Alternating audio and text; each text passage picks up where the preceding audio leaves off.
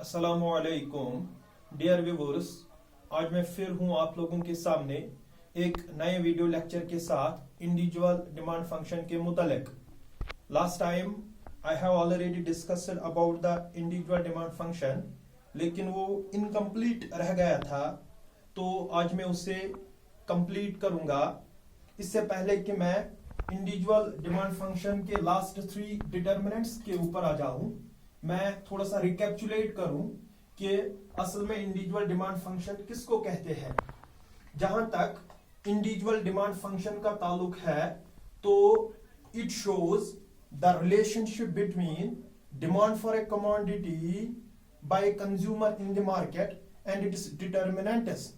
और मैंने ये भी कहा था कि ये एक्सप्रेस इस तरीके से होता है, dx demand for x commodity, f is function of p is price of a commodity, po is price of other commodities, y is income of the consumer, t is tastes and preferences of the consumer, and e is expectation about the future price. Dear viewers, the first 2 determinants are already discussed, और आज मैं last 3 determinants आप लोगों के सामने explain करूंगा और कोशिश करूंगा कि आप लोगों को ये अच्छी तरीके से समझ में आ जाए। पहला जो है वो है income of the consumer. Income of the consumer, consumer की इनकम। जो कंज्यूमर की इनकम होती है वो इन्फ्लुएंस करती है एक इंडिविजुअल डिमांड को। जब कंज्यूमर की इनकम चेंज होती है, उसी हिसाब से जो कंज्यूमर होता है वो डिमांड करता है फॉर डिफरेंट गुड्स की। अगर कंज्यूमर की इनकम, याद रखना, अगर कंज्यूमर की इनकम इंक्रीज होगी तो जो डिमांड फॉर नॉर्मल गुड्स वो भी इंक्रीज होगी। या अगर कंज्यूमर की इनकम डिक्रीज होगी तो जो डिमांड है नॉर्मल गुड्स की वो भी डिक्रीज होगी।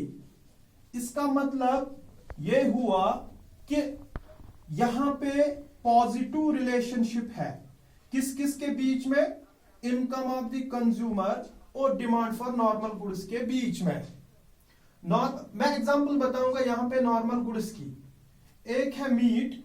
जब हमारी इनकम इंक्रीज होती है तो हम ज्यादा से ज्यादा डिमांड करते हैं मीट की। जब हमारी इनकम इंक्रीज होती है तो हम ज्यादा से ज्यादा ब्रेड का इस्तेमाल करते हैं चाय के साथ, बटर का इस्तेमाल करते हैं चाय के साथ, या नूडल्स ज्यादा से ज्यादा खाते हैं।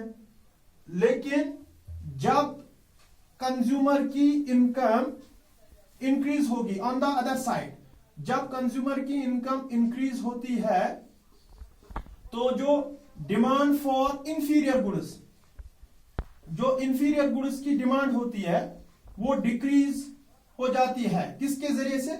जब हमारी इनकम इंक्रीज होती है तो फिर हम उस वक्त इंफीरियर गुड्स की डिमांड कम करते हैं। और या अगर हमारी इनकम डिक्रीज हुई तो फिर हम इंफीरियर गुड्स की डिमांड ज्यादा करते हैं। इसका मतलब यह हुआ कि यहां पे नेगेटिव रिलेशनशिप है किस किस के बीच में, इनकम ऑफ द कंज्यूमर के बीच में और डिमांड फॉर इंफीरियर गुड्स के बीच में। इंफीरियर गुड्स की मैं एग्जांपल यहां पे बताऊंगा।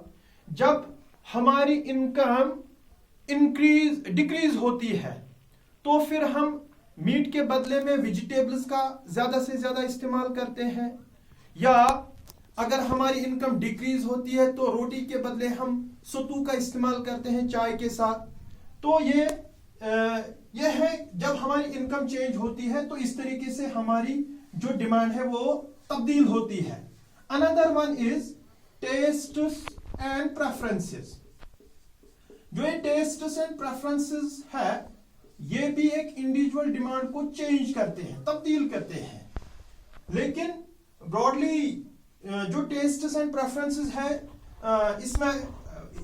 इसमें ये ब्रॉडर व्यू जो है वो इसमें फैशन भी आता है। इसमें कुछ प्रोडक्ट्स ऐसे होते हैं जिसमें हमारा हैबिट जो हमारे हैबिट के साथ ताल्लुक रखते हैं, कस्टम के साथ ताल्लुक रखते हैं। मिसाल के तौर पर कोई इंसान, किसी इंसान का टेस्ट होता है सिगरेट के साथ, तो वो ज्यादा से ज्यादा उस प्रोडक्ट की डिमांड ज्यादा करता है।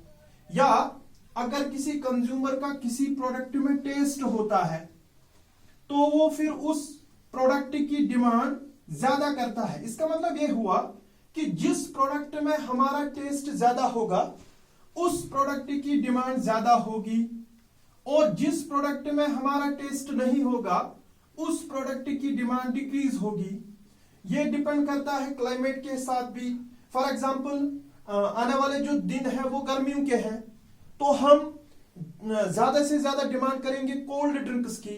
फिर जब विंटर का मौसम आता है तो हम उस वक्त गर्म कपड़ों की डिमांड ज्यादा करते हैं। तो एक और पॉइंट जो इसमें मैं बताऊंगा वो ये कि फैशन, यहां पे फैशन का भी एक पॉइंट है कि जब कोई प्रोडक्ट फैशन में होता है तो उस प्रोडक्ट की ज्यादा डिमांड होती है। मिसाल के तौर पर कोई नया जैकेट मार्केट में आता है, कोई नया पैंट मार्केट में आता है और वो फैशन में होता है, तो लोग उस प्रोडक्ट की ज्यादा से ज्यादा डिमांड करते हैं। अगर कोई प्रोडक्ट आउट ऑफ फैशन होता है तो उस प्रोडक्ट की जो डिमांड है वो कम हो जाती है। Another point is expectation. Expectation about future price. Expectation, जो कंज्यूमर की एक्सपेक्टेशन है फ्यूचर प्राइस के मुतालिक, वो किस तरीके से तब्दील करती है कंज्यूमर की डिमांड को। अगर ये कंज्यूमर ये सोचता है कि फ्यूचर में जो प्राइस है वो इंक्रीज होगा, फ्यूचर में जो प्रोडक्ट का जो प्राइस है वो इंक्रीज होगा, तो एट प्रेजेंट वो इस प्रोडक्ट की डिमांड ज्यादा करेगा, यानी कि इस प्रोडक्ट की एट प्रेजेंट डिमांड इंक्रीज होगी। और if consumer thinks that in future the price of the product will decrease, अगर अब कंज्यूमर ये सोचता है कि आने वाले फ्यूचर में या आने वाले कल में इस प्रोडक्ट का जो प्राइस है वो डिक्रीज होगा, क्या होगा? डिक्रीज।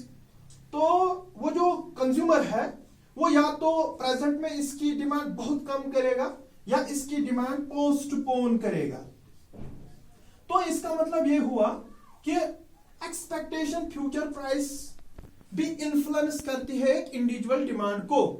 सो ये 5 डिटर्मिनेंट्स थे जो मैंने आप लोगों के सामने एक्सप्लेन किए कि किस तरीके से ये 5 डिटर्मिनेंट्स एक इंडिविजुअल डिमांड को चेंज करते हैं। सो माय डियर व्यूअर्स, मुझे उम्मीद है कि आप लोगों को ये आज का वीडियो लेक्चर पसंद आएगा, और मैं आपसे एक गुजारिश करता हूं कि इस वीडियो को ज्यादा से ज्यादा शेयर करें और मेरी वीडियो यूट्यूब चैनल जिसका नाम है मुदस्सिर शफी, इसको ज्यादा से ज्यादा सब्सक्राइब करें। Thank you, have a nice day.